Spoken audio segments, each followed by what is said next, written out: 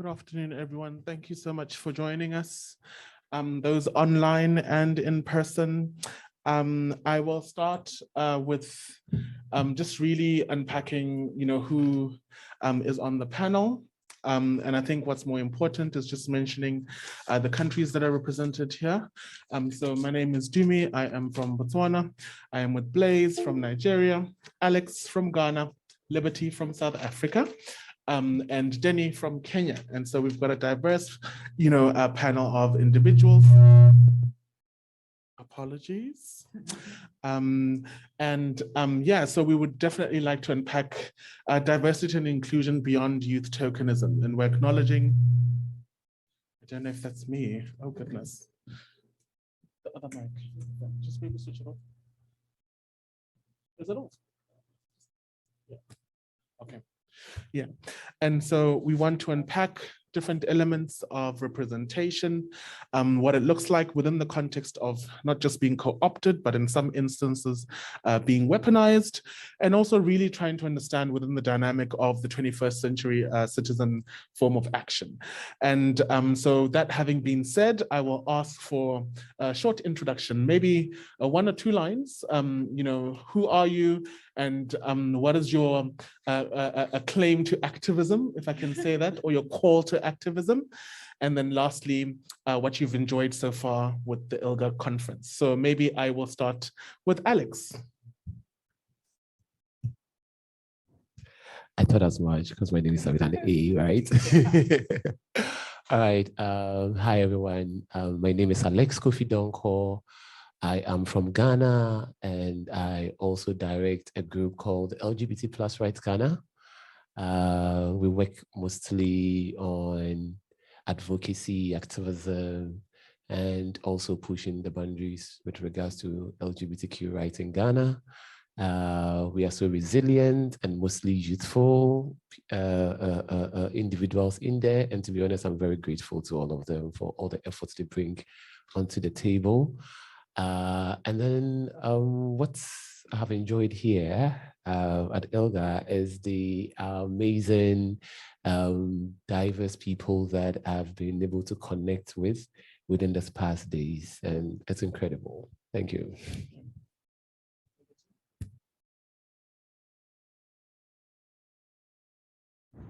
Greetings, everyone. My name is Liberty Matsa, and as the moderator has indicated, I'm from Cape Town, South Africa.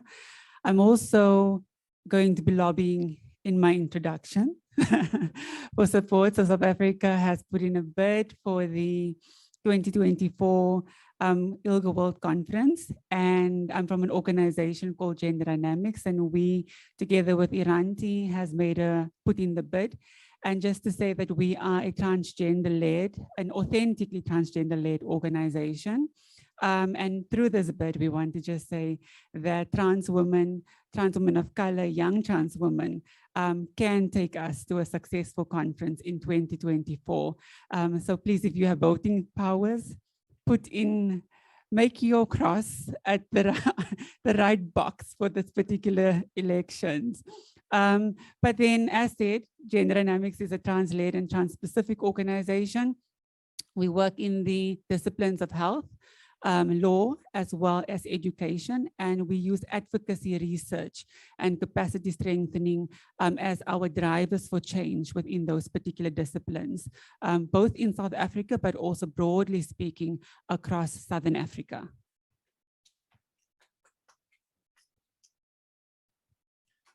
Hi, everybody. My name's Denim Aura. I'm a finance officer by profession, and I've worked mostly with queer funding organizations. I've worked with UHAI in East Africa, funding LGBTIQ queer and sex worker movements. And I've also worked with Frida, that has been global, financing mostly global South young feminist movements, including trans and LGBTIQ plus rights as well.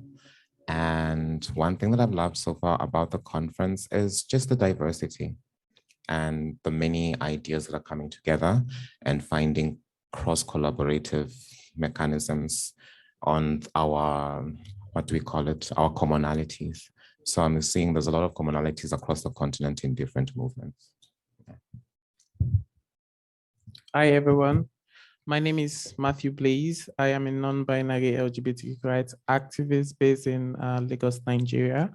I am the co-founder of the Oasis Project. The Oasis Project is an organization, a youth-led and youth-focused organization that caters for LGBTQ Nigerians by creating underground safe spaces for them to have conversations around mental and sexual health. We also mobilize youth for social justice movement and create educational materials to sensitize the Nigerian public about LGBTQ rights, sexuality, gender, and other forms of expression. Our long-term goal as the World Oasis Means Shelter is to provide a permanent structure where we can house displaced LGBTQ people in Nigeria, because there are up to 9 laws that criminalizes LGBTQ people in Nigeria. And currently, there's a bill being considered in Parliament to further criminalize cross-dressers, and especially targeted at queer, trans, non-binary, gender non-conforming people, to put them behind bars for 6 months, and also have them pay a huge amount of money just for the way they dress. So I'm calling on all of us today to check out this bill currently in Nigeria that is being considered in Parliament. Thank you so much, Blais, Denny, Liberty, and Alex. I think it's really quite important to just recognize that, documenting the experiences of not just Black, but also African movements is really quite key. And I think ensuring that, we have that space to sort of exercise that agency and autonomy. And I guess more importantly, I think it's in highlighting, the fact that, we are a young panel. And I think within the context of development framing, UNFPA notes, in opposition to the rest of the UN agencies, that young people in Africa are an average of 32. This is because there's an assumption that at that age, one can be independent of their family and be considered a productive citizen in their countries. And so I think it's important for us to just note that. But I think, I will start by asking, are leaders born or made? And I will ask Liberty to take us on this journey.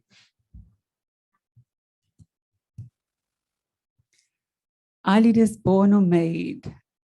Leaders emerge probably in different ways, in different contexts, given circumstances. And also, I think from a feminist vantage point, I don't think that sometimes we have this very hierarchical understanding of what it means to lead within particular spaces. Like you have one leader and then everybody must be followers. But just through a feminist lens, that different people have different skill sets and different capabilities that we all bring together in a collective sense to be able to achieve change and make change happen within a particular context. And I think through that sense, through that lens, for me, everybody can be a leader. Everybody can be a leader in a different way because of the different skills, capacities, and of course, talents we bring in order to make that change happen. So I don't think that leaders are born. I do think that leaders are made through very complex social processes that demands of us to step forward, step up, and offer what we can to contribute towards social transformation and progress.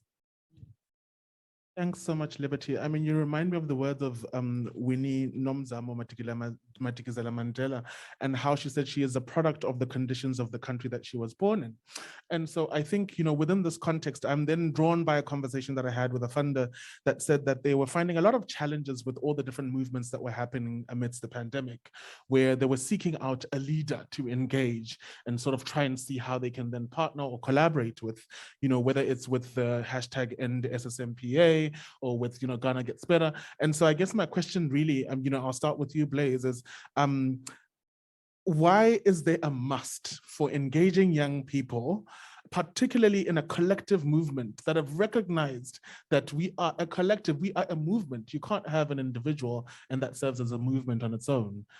So why do you think that it's important, especially when engaging young people, that we recognize and see the collective for what it is and the movement for what it is, without forcing to institutionalize or without forcing to create this aura around one activist, so to speak?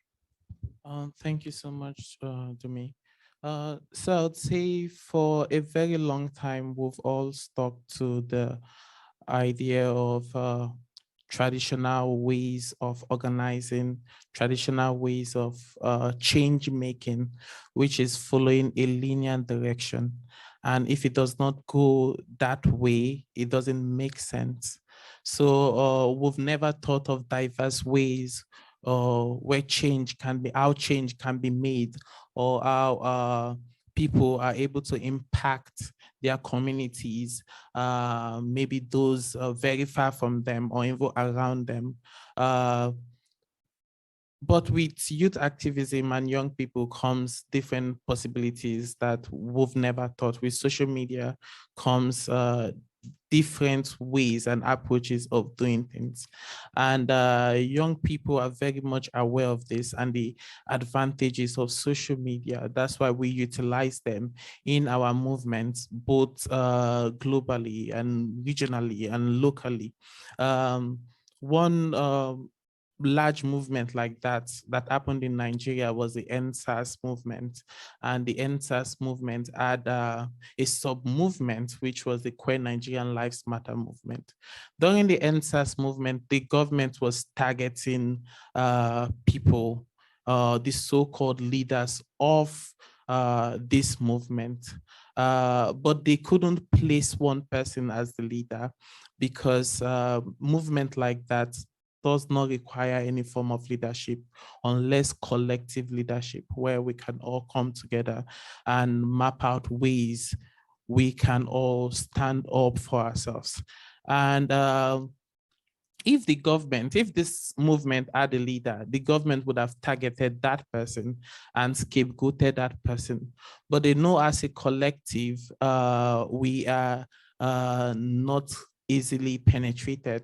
So they could not really influence any of these leaders to change their minds on this request they made. And with Ghana also, you see how before now, LGBTQ rights are not so heard in the continent, in that region. But with social media and the Kill the Bill hashtag in Ghana, the conversation has gone within, it has gone outside the region, and now it's on a global level. So I think we have to reimagine ways in which we organize as activists and as leaders. Some ways are very old-fashioned and they don't work at this period of time. And other ways that are very new are paving ways. So as funders, we also need to amplify the voices of young people who are really creating this change in different regions. And we need to understand the dynamics of our movement. There are different approaches to it. And the end goal of it is to just create change, the change we want, positive change, a better environment for us, where we can be seen, and where we can be protected. That is what we want. So the approaches we take, therefore, should be diverse and should be very, very inclusive of everybody who is interested in it. And young voices at this point shouldn't be silenced. Thank you so much, Blais. And since you've opened it up and kept it into West Africa, I think it's important, and Alex, maybe in your own perspective, it'll be great to sort of appreciate your own journey, right, and coming into leadership and recognizing at least with some of the experiences that sort of I've come across, is that young people don't always get that protection and that safety to not just survive, but also to thrive. They don't get the opportunity and the space to exercise exercise agency within the context of development or even within the existing movement. And that's why they carve out their own journey, where they created different ways of engaging, where, there's digital activism, there's, feminist collective, that are anchored on mutual aid. And so from your own journey and your own story, why do you think it's important to harness that talent and that diversity, especially when someone is coming with so much passion and energy, and they haven't been limited by some of the more linear funding parameters around the M&E indicators and reporting measures or institutionalizing? Thank you so much, Jimmy, for this question. And just like you mentioned, I would even look at it from like personal experiences with regards to organizing, even as a young person, in a space that is like mostly controlled by already existing leaders who sort of don't really believe or feel that there is a need for younger people to have their own space and to be able to organize and to be able to identify the situation or the circumstances in which we are and the dynamics within which these circumstances exist, right? And so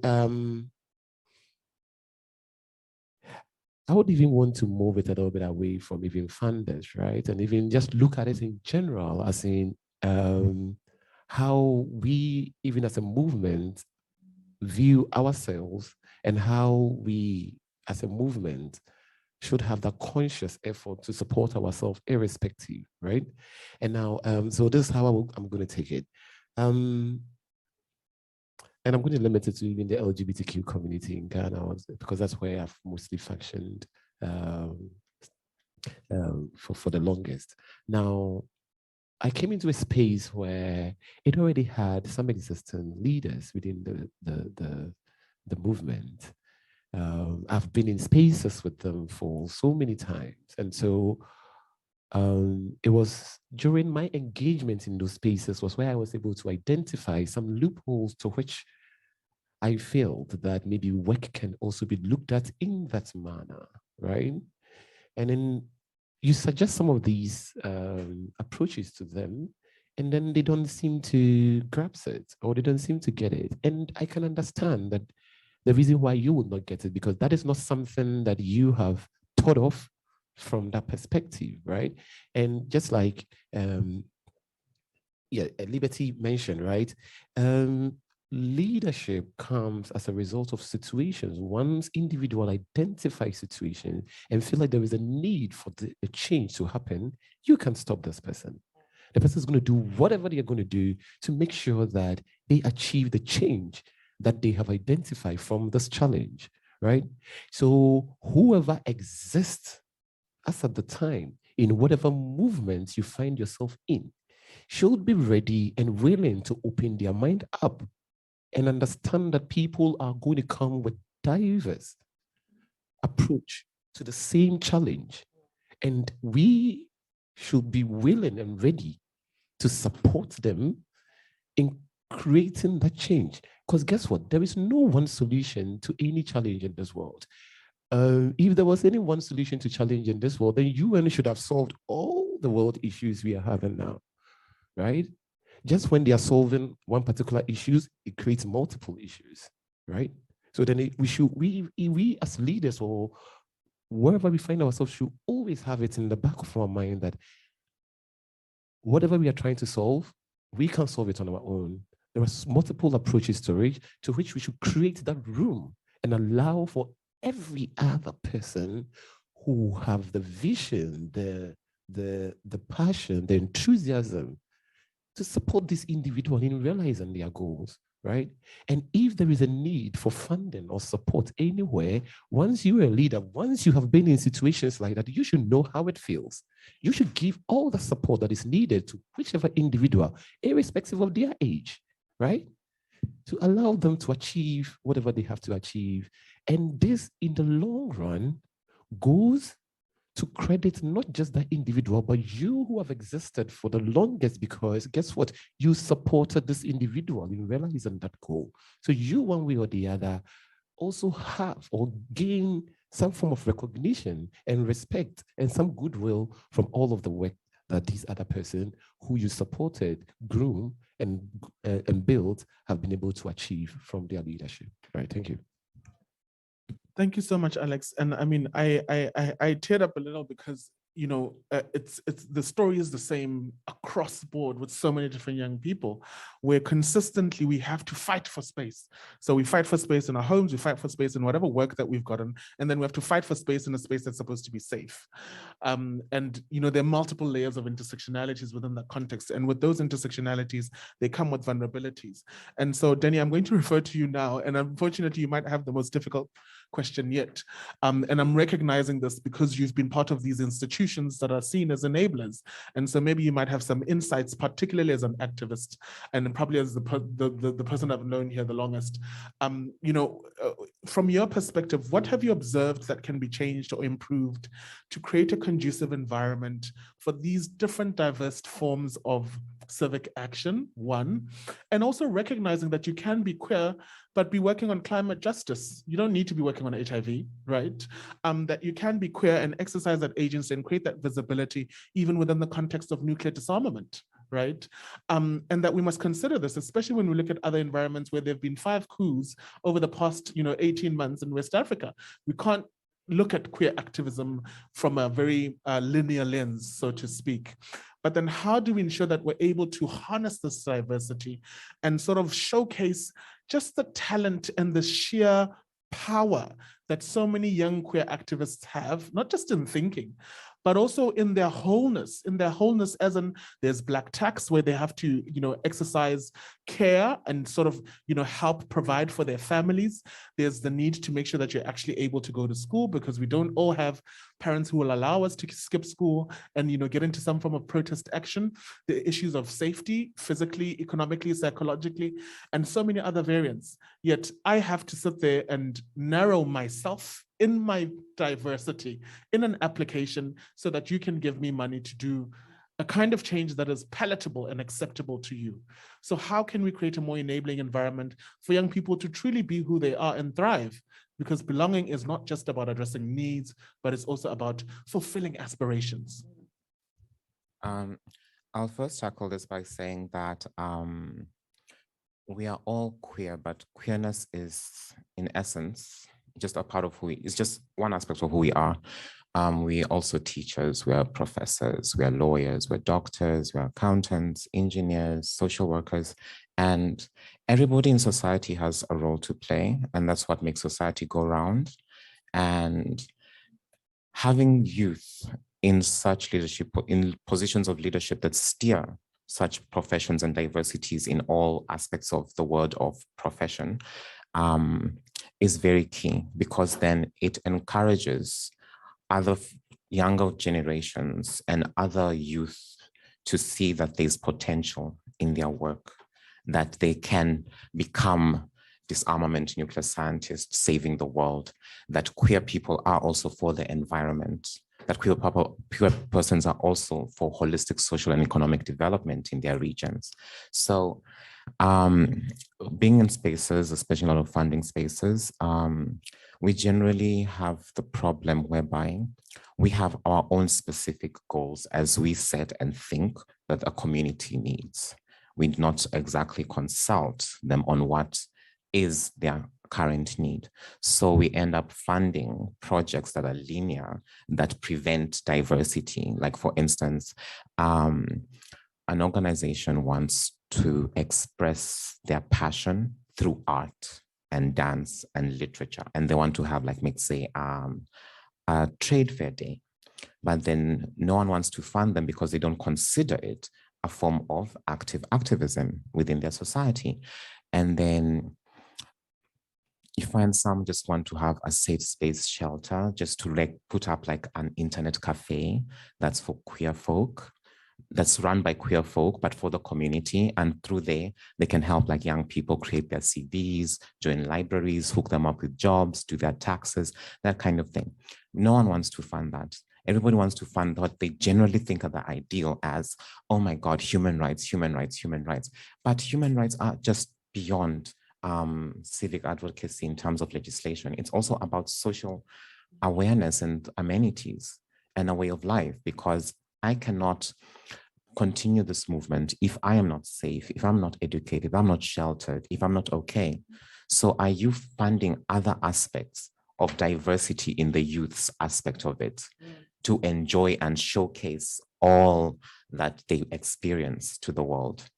And not just your perspective of the fact that, oh my goodness, I'm just going to fund SRH issues. I'm just going to fund AIDS. I'm just going to fund advocacy for decriminalization. Yet you're not funding increased welfare care packages, scholarships for like entry exams into universities. You're not supporting youth education or healthcare. You're not supporting folks in advocating for their own rights in terms of like discrimination in employment. Let's look, like, I'm happy that this place has actually had a lot of union members coming in and stepping forward and speaking about the discrimination that we face, especially in employment sectors, and just as employment, trade, like all sectors, we are really marginalized against.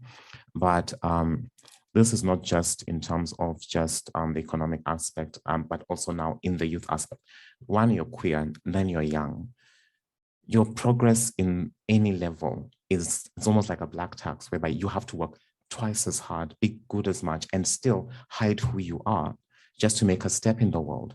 And then when you get there, you finally start having to open doors for the rest of the people to come. And that is one thing that we as queer folk need to do. And the older generations that are queer that have made it and have become pillars in our society need to do. Open up the spaces for us.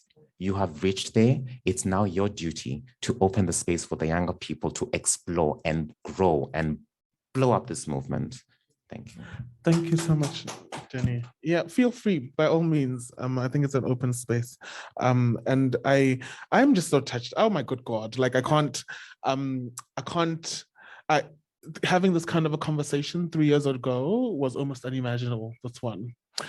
Secondly, I think, Liberty, I really, and I'm proud of this, in being the vice chair of gender dynamics and, just recognizing that there was something that you said maybe 2 days ago and it was a casual conversation.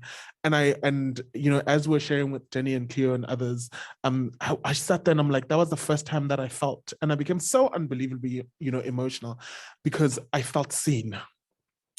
And I can't stress how important that is because I never knew it before with something that you said. And for me, it just reminds me of why representation is so important, right?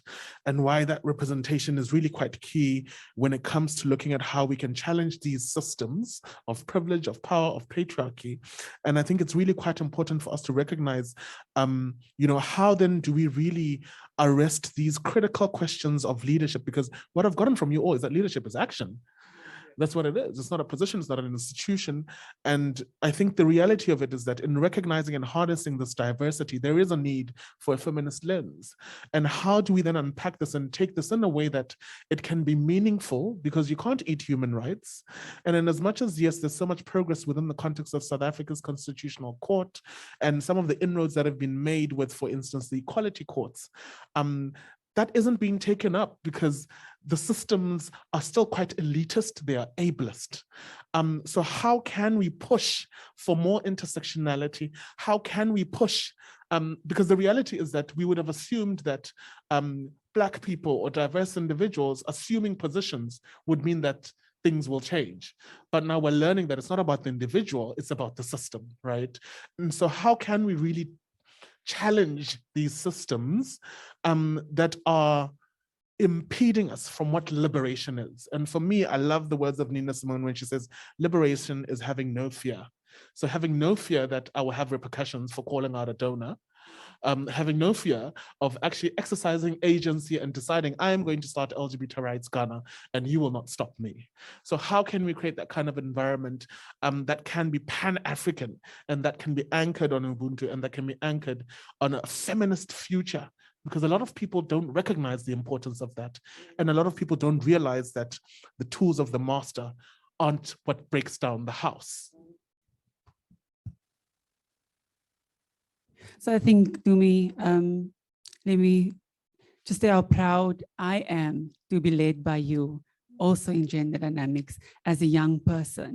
And I think a young person with a very feminist lens around what does it mean to hold a young woman of color from a rural background whose first language is not English, who has a particular class experience in the world of poverty, stepping into the world, stepping into leadership with the intent on wanting to lead, but also very much recognizing that the systems that seeks to oppress are multiple and they are always operational, and pushing back against any form of emergence, any form of progress, any form of cementing of self with the purpose of opening up doors for others to also walk through that.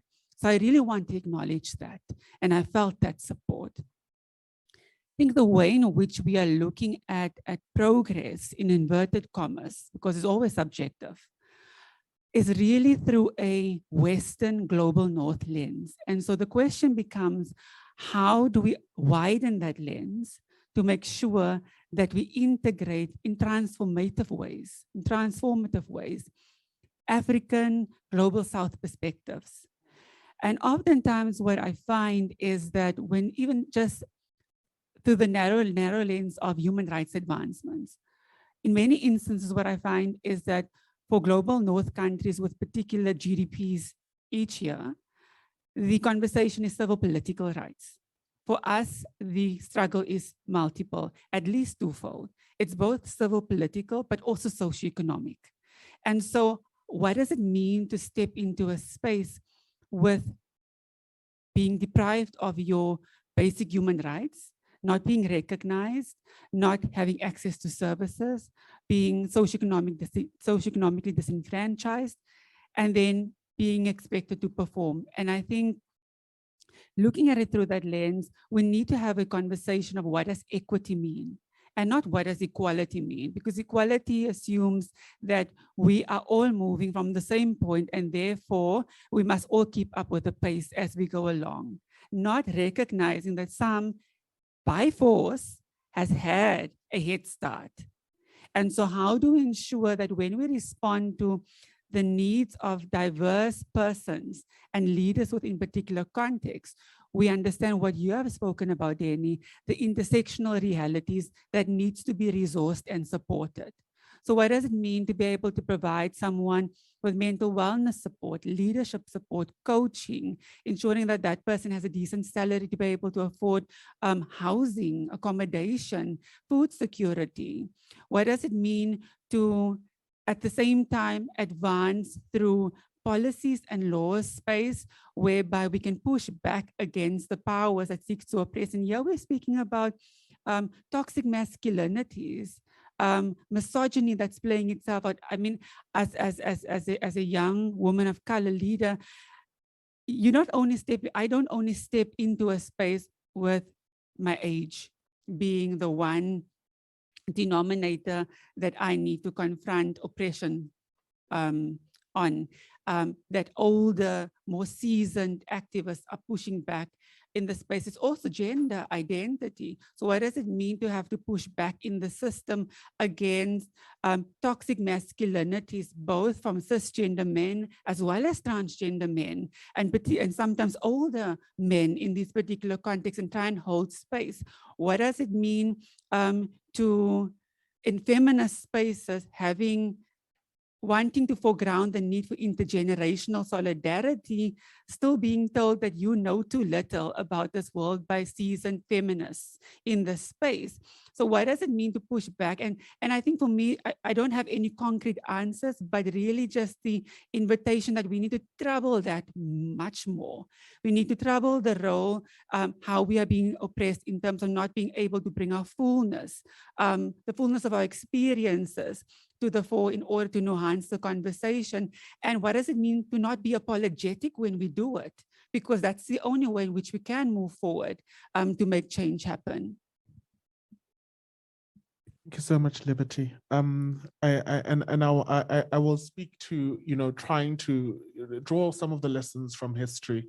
And I know this is a conversation that we've had before, Alex. And I think, in looking at Ghana's, independence history and being the first African country liberated from colonialism, but recognizing that we still have colonial laws and very, very linear ways of being able to organize, and that there is no, it isn't always beautiful. It isn't nicely wrapped up to organize, right? It doesn't look pretty, particularly when we recognize there are always competing interests. We've got family who will be asking us questions, and they also have to come out on our behalf and sort of have to sort of declare and speak to certain things.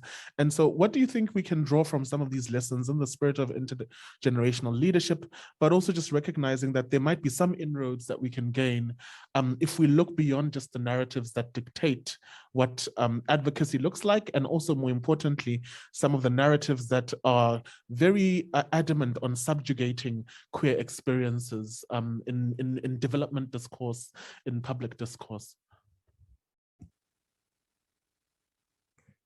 Thank you, Dumi. I think that, and interestingly, I think I was having even this conversation with, I don't know who else, no, not here, with one other friend, even here in this conference, where we attended the youth conference, right? The youth pre-conference. And then there was a conversation even around how ILGA is supposed to, or how ILGA incorporates youth in the work that they do, right? And I was listening to everybody speak, right? And then I was asking myself, right? I asked myself this question. ILGA is supposed to be an inclusive organization, right? An organization that know and understand the struggles of all oppressed groups, right? And for that matter, have seen the need to really push back against this oppression, right? But an institution with such a set of mind still having its youth struggle to even find space within its organization, I beg to ask the question, so then, how truly inclusive, tolerant, diverse are we as, first of all, individuals, and then two, in the spaces we are in, institutions, organizations, and all of that, are we actually truthful to ourselves, right? Because if we are truthful to ourselves, then I want to believe that we know and recognize all the struggles that exist.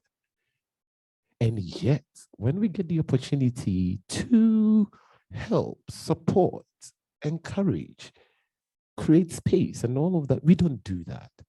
And so then the question really, we need to ask really like the question that,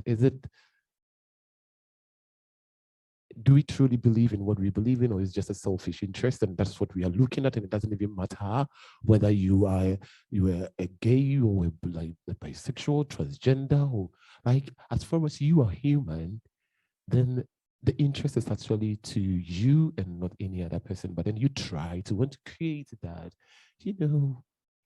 facade that says that, oh, I care about you and I want to help you and I want to support you. Do you truly care? Do you truly want to support? If you do, then you know all of these things. So do your best as humans and wherever you find yourself, right? And so for me, I believe it's the question, irrespective. And for me, I want to look at it very general, right? Irrespective of where one finds themselves, you need to continuously ask yourself questions, right? You need to continuously, how you relate with your colleagues, whether old, young, in between. Am I truly looking at the interest of this person? Do I truly want the best of this person? If I truly want the best of the person, then I am in whatever capacity to make their person's lives better, right? If you pick funders, if you pick organizations and all of the ones you are engaging with the person one way or the other, the question still comes in there. If you're a funder and you want to fund me, do you truly want me to grow? Do you truly want me to become the organization that you are expecting me to become? Or is it just you trying to play the whole, creating the whole facade to just show off like, oh yeah, I'm supporting this person, blah, blah, blah, but truly not the core issue is what you are looking at. And so this question is something that I believe that we need to continuously ask ourselves this question.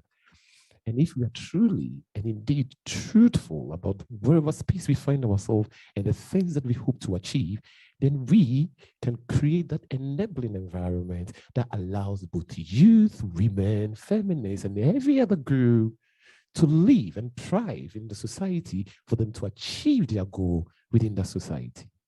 Thank you. Thank you, Alex. I think it would be a missed opportunity not to speak about issues of accessibility and issues of, how, moving around with an African passport can be quite a challenge, whether in transit. And obviously it's quite important as an organizer or as a convener to consider those elements, not just to say, oh, I must behave in front of police, in recognizing my existence. And I think, there've been too many examples where young people have come back and this is the case in many instances that it's not safe to give that feedback because we don't know what might be implied as a repercussion, or we don't know what might be, the response to that. But then you speak about so many facets that for me, when I look at it structurally, it then speaks to how social justice movements have been anchored on solidarity and collaboration. Workers' rights have always been working in tandem with civil rights movements. Similarly, when we're looking at even just the anti-apartheid, anti-colonial discourse and how the arts were quite engaged in calling out and extending solidarity. And so my question to you, Blais, is, these elements of visibility, right? So people want to support me because now I'm visible and now I'm seen, right? But somehow there's always something that's predetermined and there might be an alternative motive in that I'm not seen in my fullness as an individual. For you in navigating those waters and emerging, how do you see a young activist that wants to take action and maybe doesn't garner as much attention and doesn't and isn't always seen in the same way in that, oh, now let us endow you with something so that you can actually take your work further? To me, what you just described now, everything you described is me. Everything you just described is me. And I'm glad that you asked me this question because it's largely about what I have done and the consequences of my action and what I am seeing now. So during the NSAS movement in Nigeria in 2020, I had a viral video which was me screaming "Queer Lives Matter" on the street of Lagos. And it had 3.3 million views. And everyone started talking to me. I got messages from big US media, got from other international media. I was published everywhere. People reached out to me to support me and my organization. And this kept on going for some months. And later I realized it was dying down. I realized I wasn't so important anymore. Despite the work I did, I've been neglected, and there was somebody else who they were waiting for to just come up like that, have a viral video and capitalize on that, and put them as the face of their brand so as to get more support. This really speaks to the tokenism we are talking about today. Our big corporate organization play on our moments, our vulnerable moments, on our nearly to die moments just for their brand, to save their face and make people see they are doing something. It's also pinkwashing in the sense that the rainbow is always used as a form of gathering support when in actual sense, people are not really doing anything about our struggles. There's this old false advertisement of LGBTQ rights progression in the world. People think this movement is progressing so fast. I mean, if you ask a random Nigerian, what's up? What do you think about homosexuality? Like in America, they are doing it. Everyone on the street, it's happening, and they are carrying flags everywhere. And in the actual sense, I'm in America and I don't even feel safe as a gay person. So there's this old lie that has been fed to us in Africa and different parts of the world. And America keeps keeping up with this standard. That's why they took my videos and they posted it everywhere in their market to keep up that status. So I feel it all boils down. The solution to it now would be the honesty of our queerness, because most of these brands, they have, as we said earlier, you can have representation in a place and still nothing would happen. So some of them have representatives who are queer, who are young people, but do they really know what they are doing? That's the question. Do they really know what they are doing? Some of them do not know what they are doing. They've been sold to the master and the master is using them as their tools. So it's very important that we realize also that not everyone have our interest in mind. So even when we are making decisions or picking somebody to make decisions for us, we have to look at it from the intersectional lens. What are the identities of this person? Will this person cover, when this person is there, will the person also talk about the needs of other people that don't identify as them or have the same identity as them? So yes, we want people like this to speak up for us in spaces like that.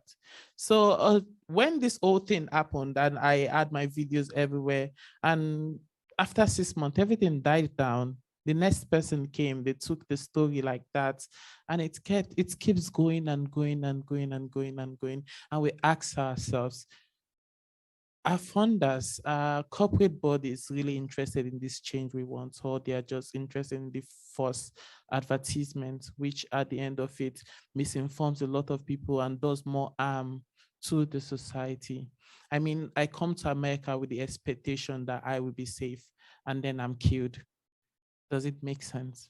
It doesn't make sense at all. So it's very, very important that there's the honesty in this queerness that we talk about. I mean, queerness for me is the truth. Queerness for me is the way forward. If you are able to deconstruct how normal human sexualities, normal in quotes, how normal human sexualities and genders that have been perceived for years can be seen in newer ways, in truthful ways, in their true form, then you can deconstruct many things. You can deconstruct racism. You can deconstruct all other structures of oppression, because at the end of it, queer people are at the bottom. When people identify racism, they take away the queerness from it because they believe that, okay, identities can exist separately. I mean, queer identities and colors can exist separately, while in the actual sense, they cannot exist separately. They have to exist in one because the carrier is a one person. So I just think it's very, very important for us to reimagine ways, reimagine possibilities, and go beyond the capitalistic way of doing things, which is taking a moment out of someone's life, maybe their vulnerable moment, and making so much money out of it, and in return, not caring about the person and their safety. Thank you so much, Blais. I think it's very important, and it's very key because young people's perspectives are often co-opted, if not weaponized, and that this can be really quite violent in variant ways. And just before I open up for questions, Denny, I want to find out, from your perspective, the issues of visibility are quite it's political, right?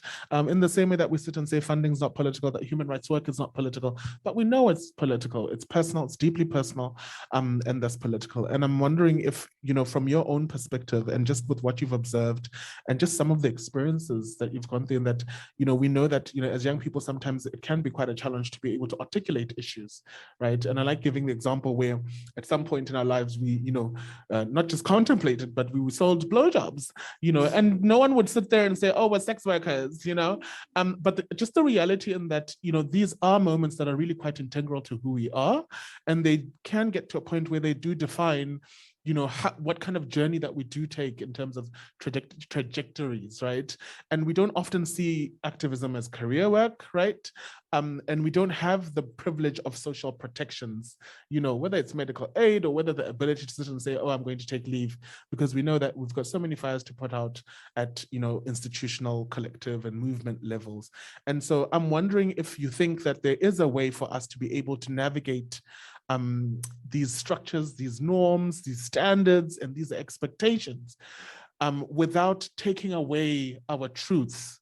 Is that, can I be a neurodivergent individual and still be able to be palatable enough for sustained funding, and still be able to find myself in a situation where I want to call out and I can call that media house, and that they can actually act on that without waiting for a viral video?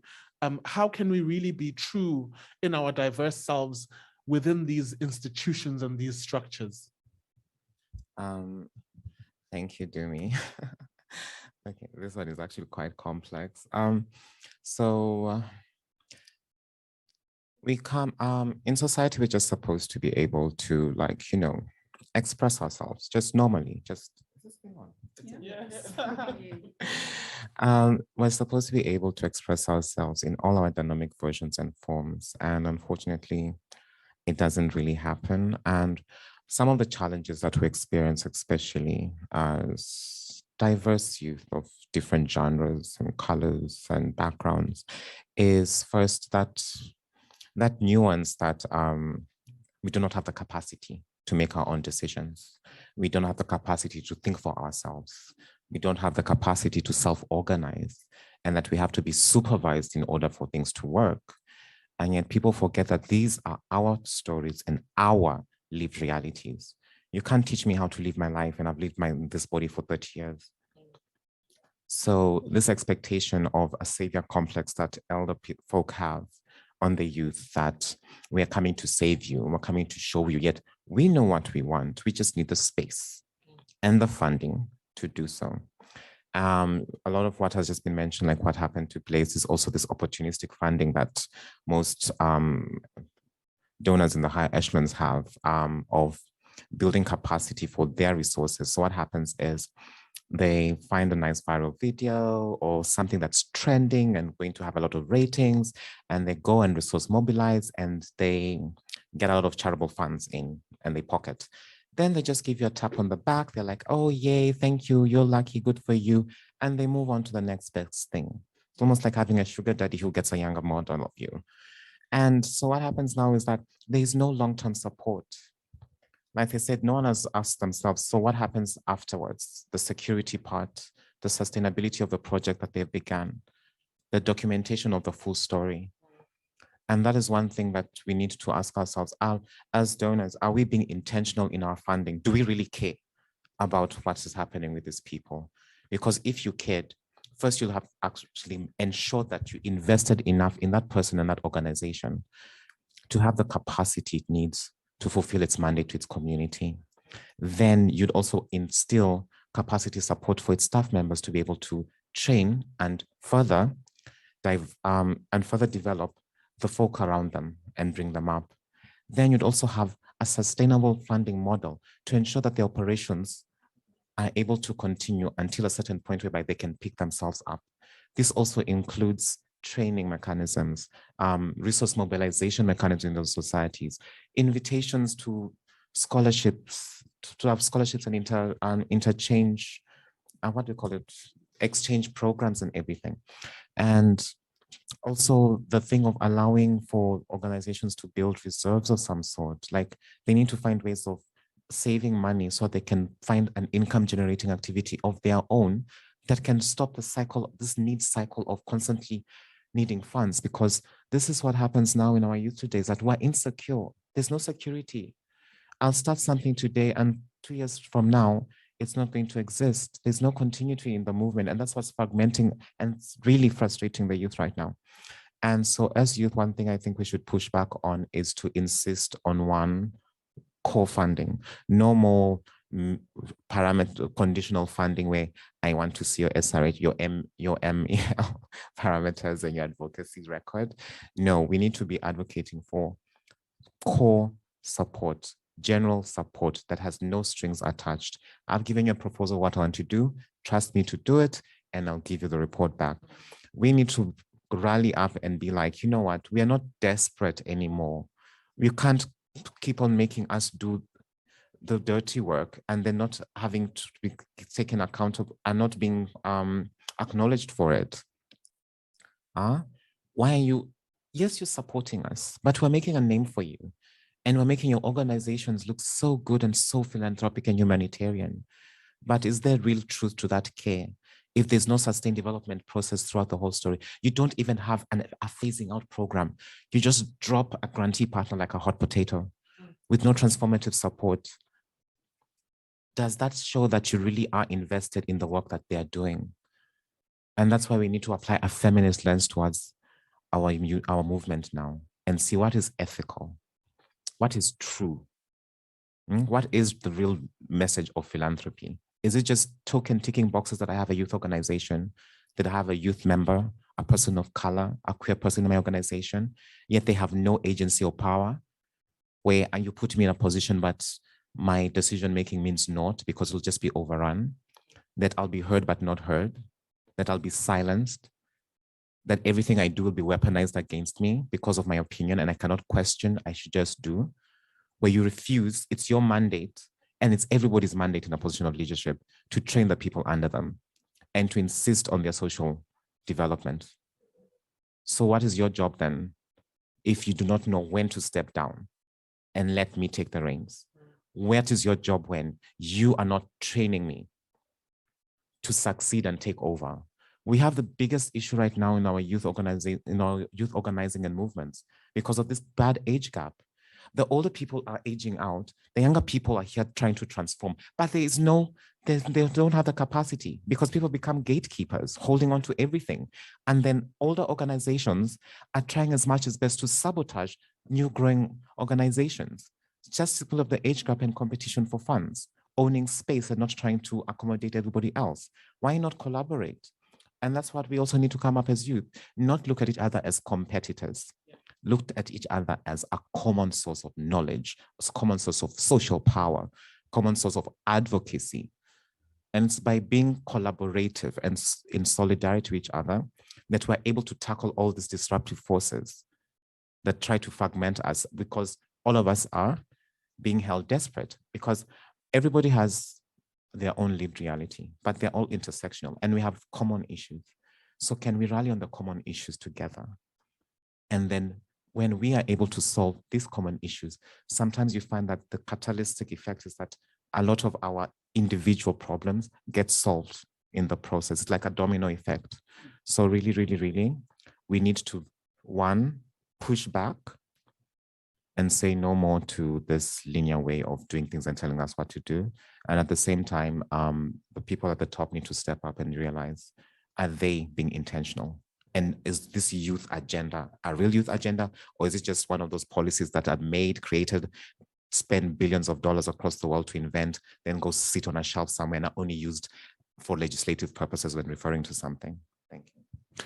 Thank you so much, Jenny. I mean, this is a beautiful intersectional meal and I cannot stop enjoying it. I actually just realized that, we're over time, but I think, if there are any questions, please do feel free. Please do raise a hand. I hope it would be targeted at one specific person. If not, then we will be wrapping up just to respect time. Any questions? Going once, going twice? Great, thank you. So I think maybe just, it would be great to have some parting shots, because I know that maybe there might be something that you might want to affirm, critique, or challenge that someone else has also mentioned. And so I think this is a great opportunity to do so. So I'm not sure. Maybe let's start with you, Blais. Okay, so I'm just going to add to what I said earlier, and I just want to give this advice to young people who are building up spaces. I am the co-founder of the Oasis project, and we started just a year ago. And since then, we've hosted 5 events, and we've had up to 500 people in attendance. And up till today, in Nigeria, my work doesn't really get as much recognition. It's very discouraging, very, very discouraging. But we are doing the work, and it's evident in the things we put out and the people who have benefited from our services. So I would want to tell young people to keep going. I think you asked me this question, what advice am I giving to young people? To keep going. And for us, it's more than the recognition that comes with it. I mean, we are so keen on changing the narrative, changing the world. And it's about that, not the recognition that comes with it. So just keep doing what you are doing. I mean, someday things will change for good, and it's all that matters. When things change, the structures will fall, and we will get the better life that we all want. Okay, so I mean, my last words will be that so there is a saying, right, that once you are born, you are going to die, right? But in between between life and death is what you do, right? Irrespective of your age. So I would say that everybody, irrespective of which struggle you find yourself, to be true to yourself and the people you are engaging with, and especially the youth. Because guess what? You've been a youth before. If you are older, and you know how challenging and how stressful it is for youth to try to find themselves in these struggles.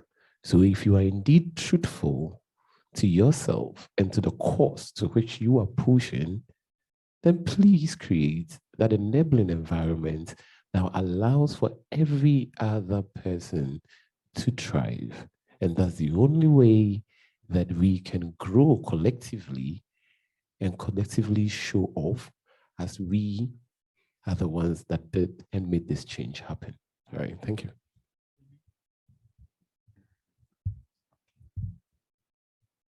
Thank you. Well, my parting shot would be to the youth is to remain resilient and to continue pushing and advocating for change, and to find and own their space.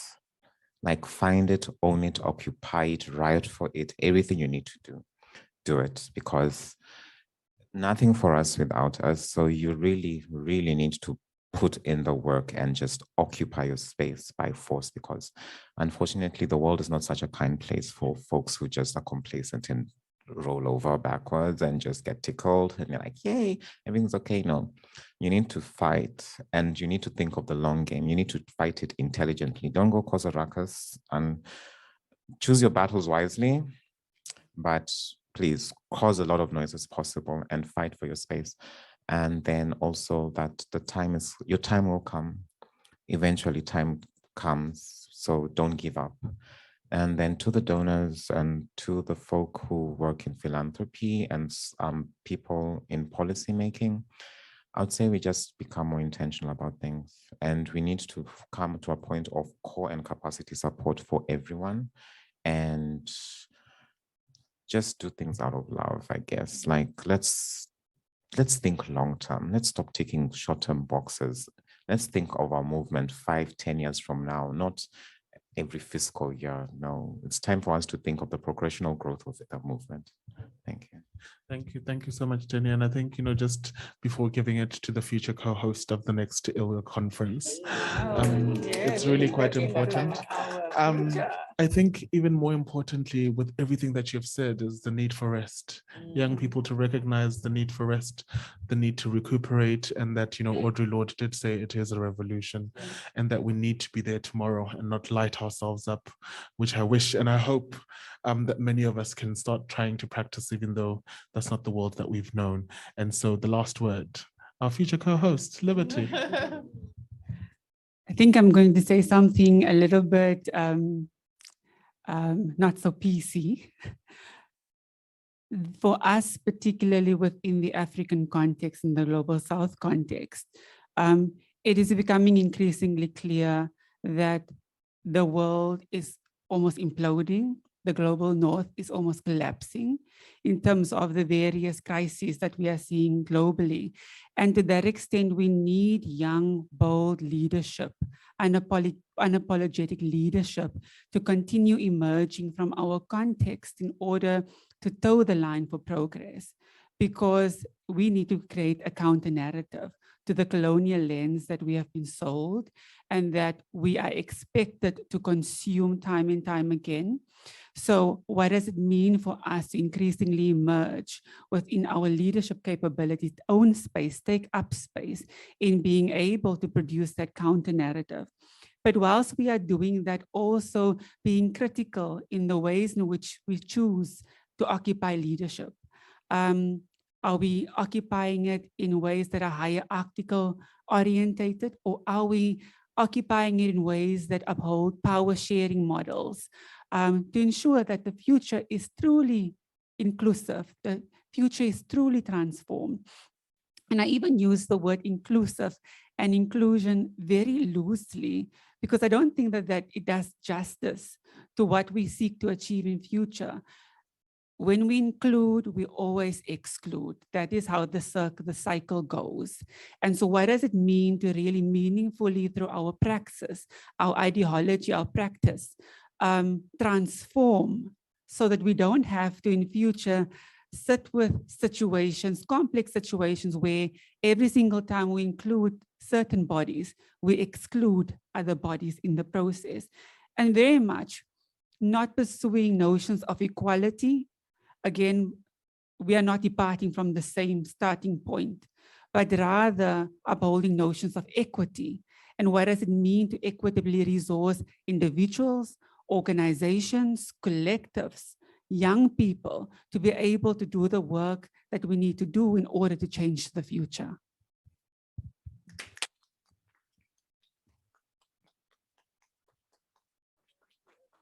Thank you.